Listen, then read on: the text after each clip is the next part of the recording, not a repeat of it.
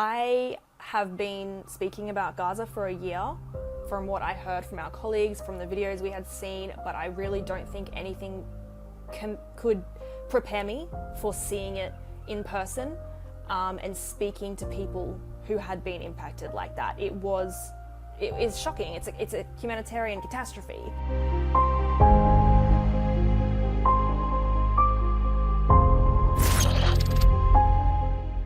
So we are aware of the ongoing operations in Jabalia. Our focus is very much on the civilian population and how this is impacting them, and of course our ongoing discussions with the parties to the conflict. People can call, civilians can call if they need to request assistance or anything else. And unfortunately what we have been hearing is that many people feel like they don't have anywhere safe to go. You can hear screaming in the background of these calls, sometimes explosions. People don't feel safe leaving their homes or potentially the shelters, the makeshift shelters that they're staying in. They are asking for things like food or diapers or safe water or medical supplies or to leave, but they don't know where it is safe, how they can leave safely.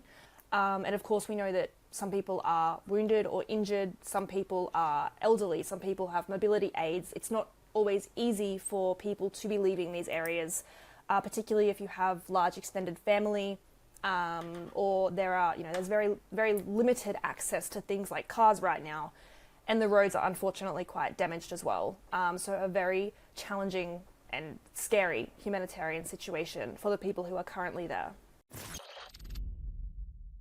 I was able to visit some displacement camps, but really the whole south of Gaza is one huge area where displaced people are staying.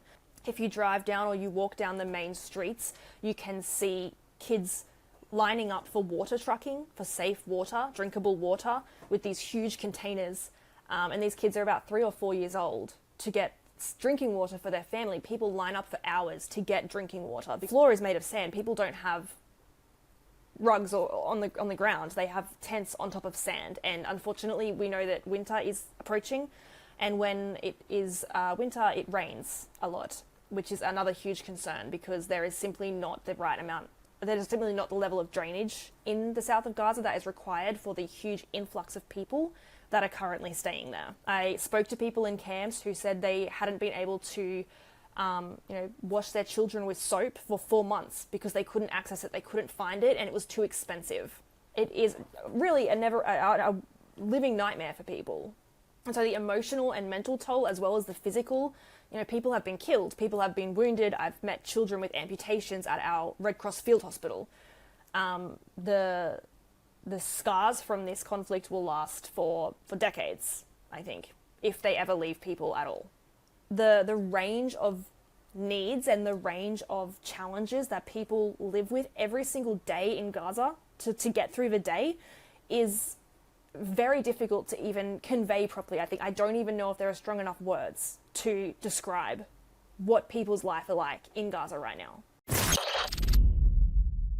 Of course, we don't comment on military operations. We have those discussions directly with the parties to the conflict, but we know that what civilians are living through now with continual explosions around them, fire, smoke. You can smell, even in the south of Gaza, you could smell the smoke after you hear explosions. This is not what children should be living through. It's not how they should be growing up. It's not how people should be living. People should be able to live in dignity. The reason that the rules of war exist, that international humanitarian law exists, is to provide protection and dignity for civilians in conflict, for those who are not part of the fighting.